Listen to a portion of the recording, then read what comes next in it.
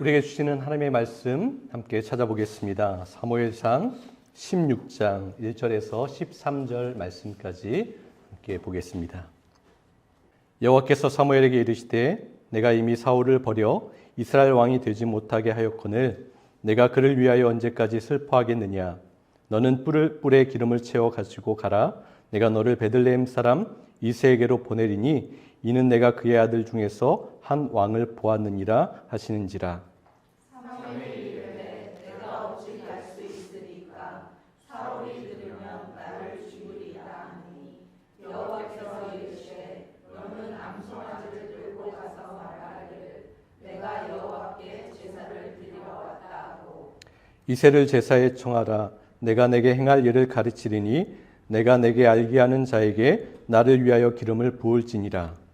사무엘이 여호와의 말씀대로 행하여 베들레헴에 이르매 성읍 장로들이 떨며 그를 영접하여 이르되 평강을 위하여 오시나이까.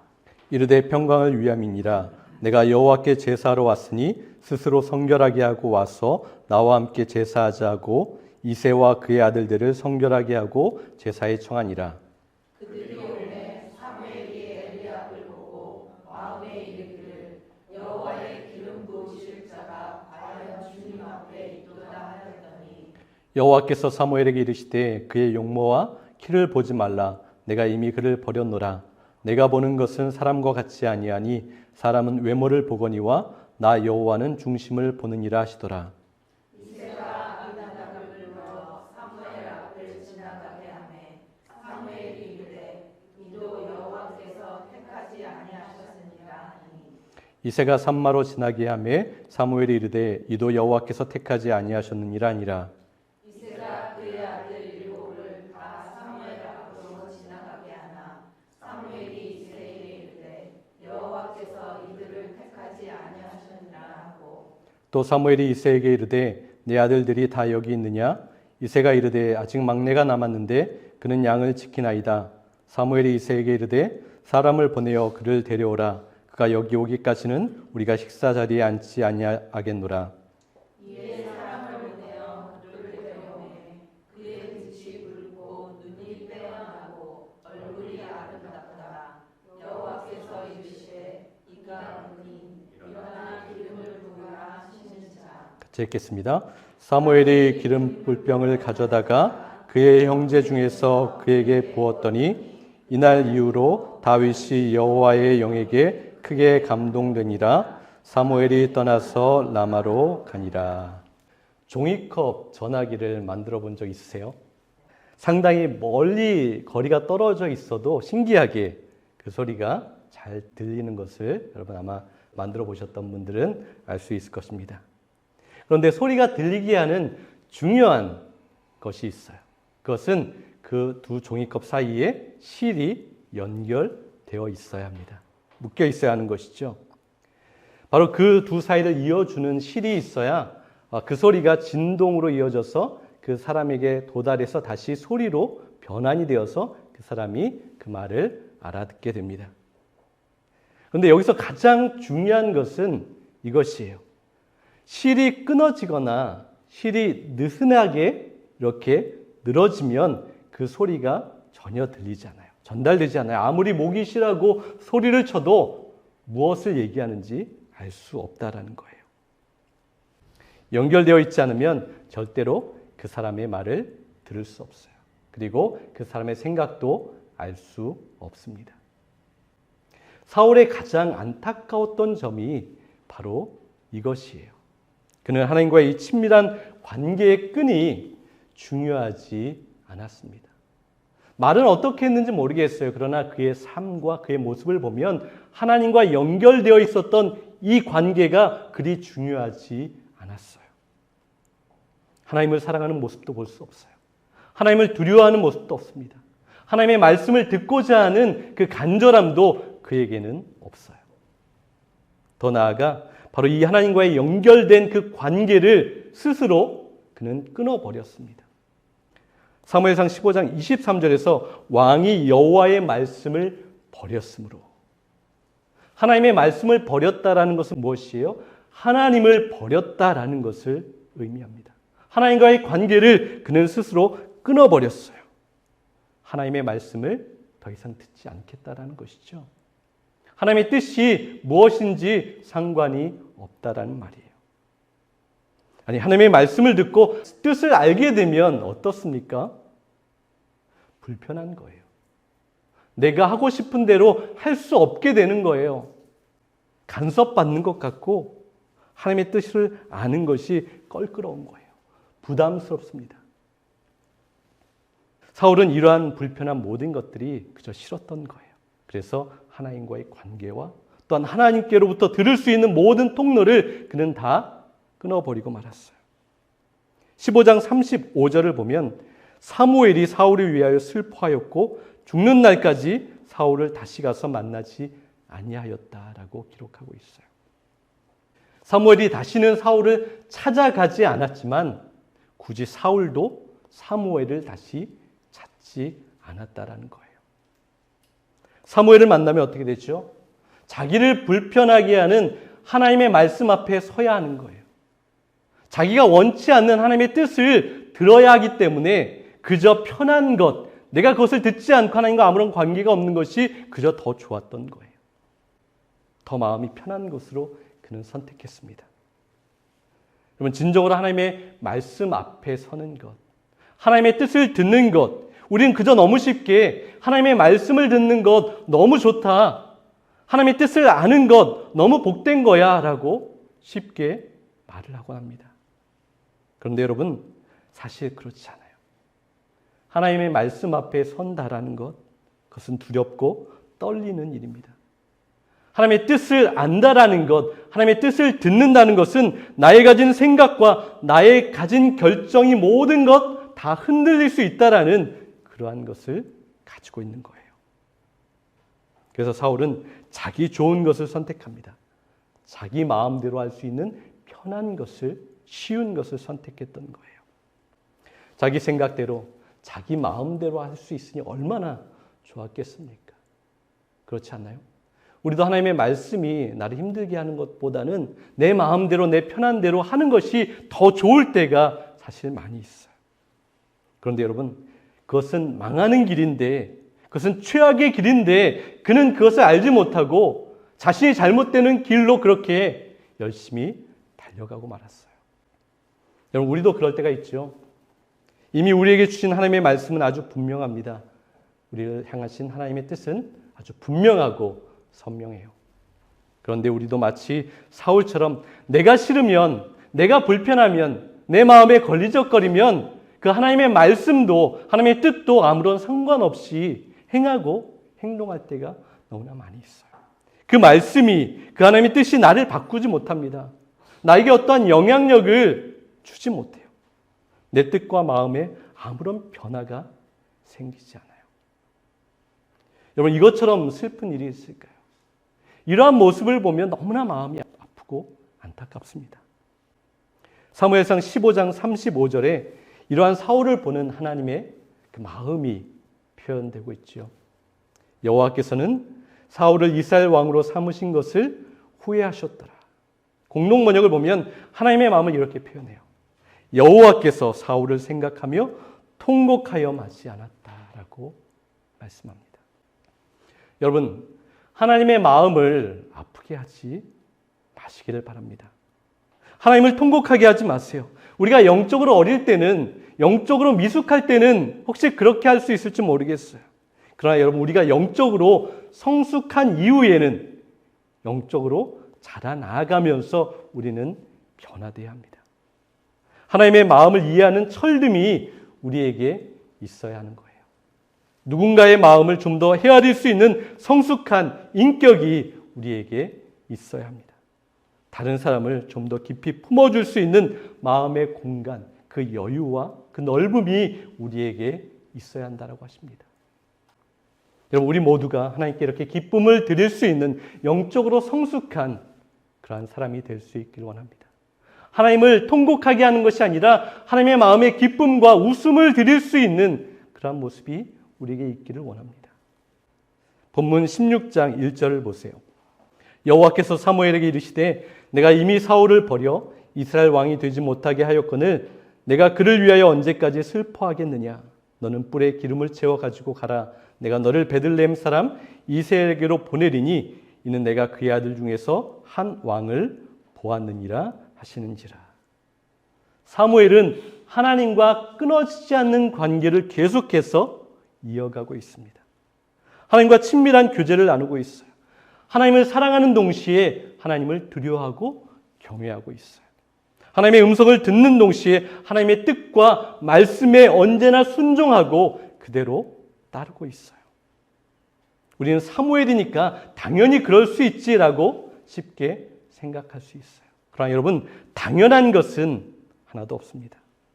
사무엘은 그 오랜 시간 자신이 살아가는 모든 인생 가운데 하나님 앞에 정말 은혜를 구하며 하나님과 깊은 관계를 맺는 것에 온 마음을 다 쏟았던 사람이었어요. 끝없이 하나님께 집중합니다. 그리고 거기서 멈추는 것이 아니라 자신을 계속해서 돌아봐요. 하나님의 말씀을 듣고 하나님의 뜻을 분별할 수 있는 하나님과의 그 연결점, 그 적절한 긴장감을 유지하면서 하나님 앞에 살아가기를 애썼던 사람이었어요. 이 모습이 당연하지 않다라는 것을 우리는 엘리를 통해서 볼 수 있어요. 엘리 제사장, 사사의 역할까지 감당했던 사람이잖아요. 엘리라고 해서 처음부터 하나님의 음성을 듣지 못했을까요? 엘리라고 해서 하나님의 뜻을 분별하고 순종하지 못했겠습니까? 처음에는 그도 하나님의 음성을 잘 들었을 거예요. 하나님의 뜻을 잘 분별하고 순종하며 따랐을 거예요. 그런데 어느 순간 하나님과의 그 친밀한 관계가 느슨해지고 자신을 끝없이 돌아보는 그 반성이 없을 때 하나님의 뜻과 하나님의 음성을 듣지 못하게 되었습니다. 자신이 해야 하는 본연의 책임감을 감당하지 못했어요. 그리고 자신이 당연히 쏟아내야 하고 선포해야 하는 아름다운 소리를 내지 못하고 말았습니다.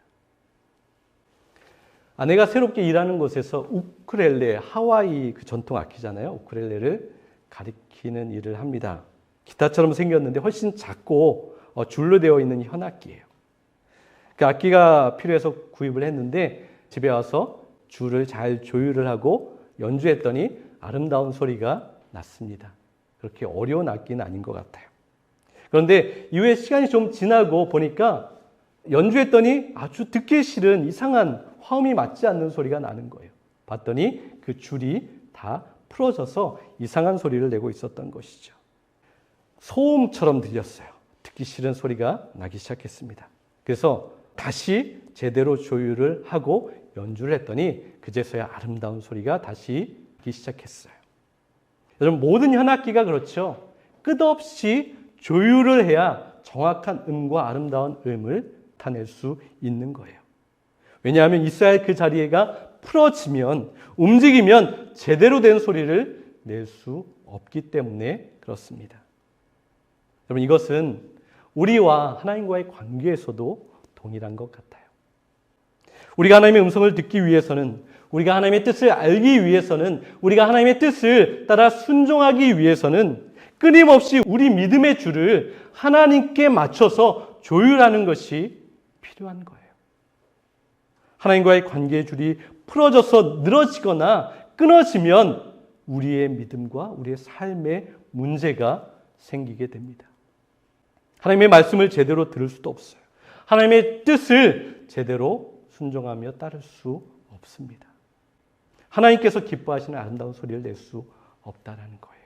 그저 누군가를 아프게 하고 고통스럽게 하는 소음밖에 낼 수 없는 존재가 되고 맙니다.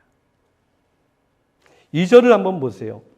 사무엘이 이르되 내가 어찌 갈 수 있으리이까? 사울이 들으면 나를 죽이리이다. 4절도 보세요. 사무엘이 여호와의 말씀대로 행하여 베들레헴의 이름에 성읍 장로들이 떨며. 하나님과의 관계, 하나님과의 조율이 풀어졌던 한 사람 때문에 일어난 일을 한번 보십시오. 하나님의 사람 사무엘이 두려워합니다. 그리고 하나님의 백성들이었던 이스라엘 사람들이 떨고 있어요. 사울이 그들을 진짜 죽일 수도 있는 상황 가운데 있었습니다. 모든 것이 다 엉망이 되고 말았던 것이죠. 여러분, 그런데 하나님께서 사울을 왕으로 세우신 그 목적이 무엇이었어요? 하나님께서 왜 사울을 왕으로 세우셨습니까? 하나님의 사람을 존중하고 그 사람을 통해서 들리는 하나님의 말씀을 들으라고 왕으로 세우셨어요. 하나님의 백성을 소중하게 여기고 그들을 지키고 그들의 마음에 평안함을 얻게 하라고 그를 왕으로 세우시고 높은 자리에 올려주셨어요. 그런데 그는 자기의 자리를 잊어버렸어요. 자기가 있어야 할 자리를 벗어나 버렸습니다. 자기가 내야 할 아름다운 그 화음을 잃어버리고 아주 듣기 싫은 소음을 내기 시작했던 거예요. 자기가 감당해야 할 것을 감당하지 못했습니다.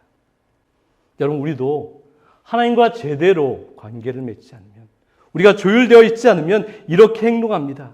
우리도 하나님을 향하여서 날마다 하나님께서 원하시는 모습으로 빚어져 가고 있지 않으면 이렇게 부족한 모습이 나타날 수밖에 없어요. 사랑하라 맡겨주신 누군가를 아프게 하고 두렵게 합니다. 섬기라고 붙여주신 누군가를 억압하고 내 마음대로 하려고 합니다. 책임지고 돌보고 격려하라고 보내주신 누군가를 하찮게 보고 무시하고 상처를 주는 모습을 나타낼 수밖에 없다라는 거예요. 사울이 만약 하나님의 마음에 잘 연결되어 있었다면 자신을 버리신 하나님을 향해 분노하기보다는 그 순간 하나님 앞에 겸손하게 납작하게 엎드렸을 거예요. 회개하고 다시 한번 하나님의 은혜를 구했을 것입니다. 하나님께서 맡겨주시고 붙여주시는 사람들을 사랑하고 존중하고 소중하게 여기고 보호하는 그러한 모습을 보였을 거예요. 지위와 가진 것의 차이와 상관없이 진정으로 하나님 안에서 하나 되었을 거예요. 그런데 사울은 끝까지 돌이키지 않았습니다. 자신의 고집을 꺾지 않았어요. 여러분, 우리도 충분히 잘못할 수 있습니다. 실수할 수 있어요. 부족할 수 있습니다. 그럴 때마다 중요한 것이 있어요. 다시 한번 몇 번이고 돌이키면 됩니다. 내 고집을 몇백 번이라도 다시 꺾으면 되는 거예요. 하나님께서 원하시는 모습으로 날마다 거룩함으로 아름답게 변해가면 됩니다. 어제 누군가의 마음을 아프게 했다면 오늘 그 마음을 위로하는 자가 되십시오. 어제 누군가를 판단하고 비난했다면 오늘은 이해하고 칭찬하시기를 바랍니다. 하나님의 마음을 품은 사람, 하나님의 마음과 연결된 사람, 하나님의 뜻에 맞게 조율된 사람은 내가 죄인임을 인정하는 사람이에요. 내가 부족함을 아는 것입니다. 내가 연약하여서 항상 잘못하는 것이 있음을 아는 자가 바로 하나님의 마음에 연결되어 있는 사람인 거예요. 우리가 완벽하지 않다는 것을 인정하는 것이죠. 그럴 때 우리가 만나는 모든 사람들에게 더 넓은 마음으로 유연하게 그들을 상대하고 사랑할 수 있게 됩니다. 하나님의 은혜가 아니면 참 모나고 못난 존재임을 알고 날마다 그 은혜를 구하며 하나님 앞에 나아가라고 그렇게 말씀하십니다. 더 사랑할 수 있도록, 더 겸손할 수 있도록, 더 이해할 수 있도록, 더 섬길 수 있도록, 더 그리스도 안에서 하나 될 수 있도록 그 은혜를 구해야 합니다. 아내가 퇴근하고 이러한 말을 저에게 했어요. 직장 생활하면서 예수 믿는 사람으로 빛을 발하며 하나님의 뜻을 나타내며 살아가기가 참 어려울 것 같다라는 그러한 이야기를 해 주었어요. 맞아요, 여러분. 쉽지 않아요. 쉬웠으면 주님께서 우리에게 아무런 말도 하지 않으셨을 거예요. 너무나 자연스럽게 잘할 수 있으면 주님께서 말씀 가운데 우리를 위로하거나 격려하거나 우리에게 명령하지 않으셨을 것입니다. 어렵기 때문에 하나님께서 우리에게 부탁하세요. 주님께서 우리에게 명령하시기도 합니다. 주님께서 강권하세요. 주님께서 우리를 격려하시고 우리에게 위로의 말씀을 주셨습니다. 디모데전서 6장 12절을 보세요. 우리가 한번 같이 읽어볼까요? 믿음의 선한 싸움을 싸우라. 영생을 취하라. 이를 위하여 내가 부르심을 받았고 많은 증인 앞에서 선한 증언을 얻었도다. 에베소서 2장 10절도 보세요. 같이 읽겠습니다. 우리는 그가 만드신 바라 그리스도 예수 안에서 선한 일을 위하여 지으심을 받은 자니 이 일은 하나님이 전에 예비하사 우리로 그 가운데서 행하게 하려 하심이니라. 데살로니가 후서 2장 17절도 보세요. 같이 읽습니다. 너희 마음을 위로하시고 모든 선한 일과 말에 굳건하게 하시기를 원하노라. 빌립보서 1장 6절도 보세요. 같이 읽습니다. 너희 안에서 선한 일을 시작하신 이가 그리스도 예수의 날까지 이르실 줄을 우리는 확신하노라. 여러분, 우리 안에서 선한 일을 시작하신 하나님께서 예수 그리스도의 날까지 그것을 이루실 것을 우리는 확신할 수 있어요. 우리는 믿을 수 있습니다. 왜냐하면 하나님께서 그렇게 하신다고 우리에게 약속하셨기 때문에 그래요. 우리가 하나님과 잘 연결되어 있기만 한다면, 하나님의 마음을 잘 듣고 하나님께서 원하신 대로 우리가 잘 조율되어 가기만 한다면, 하나님께서 날마다 조금씩 허물 많고 부족한 우리들을 조금 더 아름답게 빚어가실 것입니다. 그렇게 하나님의 마음과 연결되어 있었던 사람이 다윗이에요. 하나님과 날마다 친밀한 관계를 가졌던 사람, 하나님의 기쁘신 뜻을 따르기 위해서 예배의 삶을 살았고 하나님 앞에 순종하였던, 하나님께서 원하시는 대로 조율해 나아갔던 사람이 바로 다윗이었어요. 이세의 아들들 7명이 사무엘 앞을 다 지나가죠. 이세의 첫째 아들이었던 엘리압은 사무엘이 볼 때도 홀딱 반할 만한 그러한 사람이었어요. 너무나 아름답고 건장하고 정말 왕이 될 만한 사람이었다라고 사무엘도 마음에 생각했어요. 그런데 하나님께서 이미 그를 버리셨다라고 말씀하시죠. 그러면서 정말 중요한 말씀을 하십니다. 7절을 보세요. 여호와께서 사무엘에게 이르시되 그의 용모와 키를 보지 말라. 내가 이미 그를 버렸노라. 내가 보는 것은 사람과 같이 아니하니 사람은 외모를 보거니와 나 여호와는 중심을 보느니라 하시더라. 사람은 외모를 보거니와 나 여호와는 중심을 본다. 그런데 이 표현을 원문에 가깝게 번역해 보면 이러한 표현이 됩니다. 사람은 눈으로 보지만 나 여호와는 심장, 마음으로 본다라는 그러한 더 가까운 의미를 가지고 있어요. 그래서 하나님께서 마음으로, 심장으로 보신다는 것은 무엇입니까?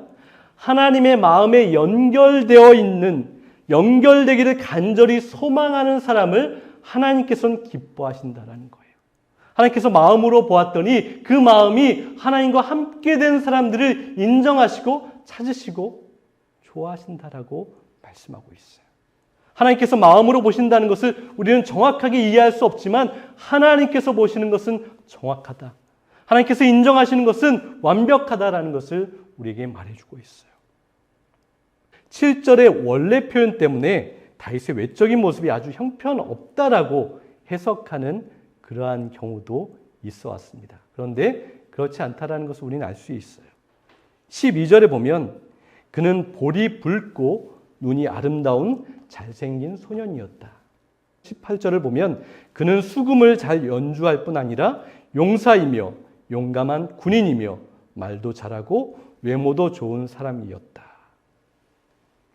외모도 아름답고 아주 훌륭한 모습이었던 다윗이었어요. 그런데 이 외적인 모습이 하나도 보이지 않을 정도로, 하나도 중요하지 않을 정도로 그 마음이 하나님의 마음으로 보실 때 너무나 아름다운 사람이었다라고 인정함을 받았던 거예요. 하나님이 다윗을 자신의 심정으로 보시면서 너무나 기뻐하셔서 이렇게 말씀하세요. 기쁨을 참지 못하십니다. 12절을 보세요. 바로 이 사람이다. 그에게 어서 기름을 부어라. 하나님께서 너무나 흥분하신 거예요. 바로 이 아이야, 이 사람이야. 바로 이 아이가 나의 마음과 연결되어 있다. 내가 마음으로 봤더니 그 마음 가운데, 그 삶 가운데 복되고 아름답고 좋은 것을 갖춘 사람이다. 어서 바로 기름을 부어서 너의 왕으로 세우라고 하나님께서 말씀하셨어요. 여러분, 페어링이라는 그러한 말을 들어보셨죠? 우리가 지금도 다 사용하고 있는 그러한 기능입니다. 그것은 무선으로 기계들을 연결해 주는 것을 페어링이라고 말하고 있어요. 스마트폰과 이어폰, 무선을 연결해 주기도 하고요.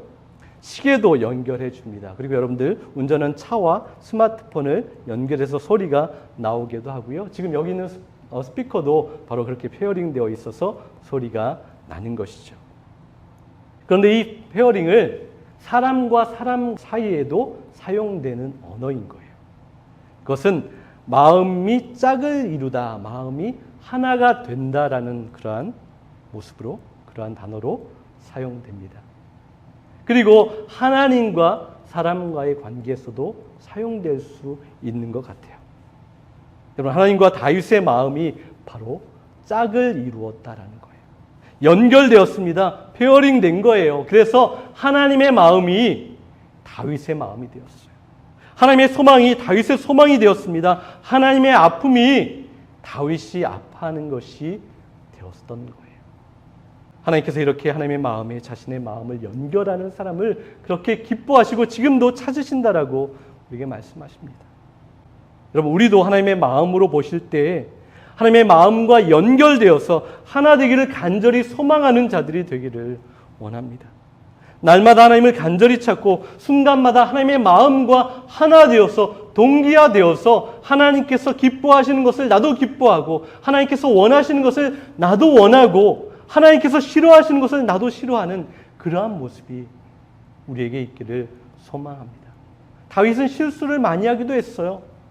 악한 모습이 있기도 했습니다. 그럼에도 불구하고 끊임없이 다시 한번 하나님의 마음에 연결되기를 소망하며 애썼던 사람이었어요. 자기의 잘못을 내려놓고 통렬히 회개하고 하나님 앞에 다시 한번 연결되기를 소망했던 사람입니다. 그렇다면 우리도 그래요. 우리도 실수하고 연약하지만 하나님 앞에 어떻게든 연결되기를 소망하고 하나님의 뜻 가운데 하나님의 인정하심을 받기를 소망하며 나아가는 그러한 모습이 우리의 모습이기를 원합니다. 여러분, 이 페어링, 연결이 끊어지면 어떻게 되죠?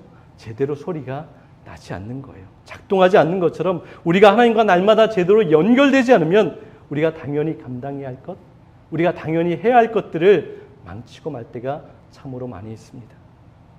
사랑해야 하는데 사랑하지 못합니다. 들어줘야 하는데 내 말만 하게 됩니다. 안아줘야 하는데 밀쳐내고 맙니다. 섬겨야 하는데 불평만 합니다. 하나님만 의지해야 하는데 세상 의지하게 된다고 우리에게 말씀하는 거예요. 사랑하는 여러분, 하나님의 마음과 우리의 마음이 강하게 연결되기를 소망합니다. 우리의 마음을 날마다 주님께 조율할 수 있는 그러한 두려움과 경건함, 간절한 사모함이 우리에게 있기를 원합니다. 그래서 내일은 오늘보다 더 사랑하고 더 섬기고 더 이해하고 더 위로하고 더 하나님을 사랑하고 더 간절히 아름답게 예배하고 하나님의 뜻을 나타낼 수 있는 저와 여러분 되기를 원합니다. 그래서 한 주간 살아갈 때 하나님께서 우리 가운데 시작하신 그 선한 일이 정말 날마다 더 아름답게 이루어지고 또한 성취될 수 있는 것을 볼 수 있는 저와 여러분이 될 수 있기를 간절히 소망합니다.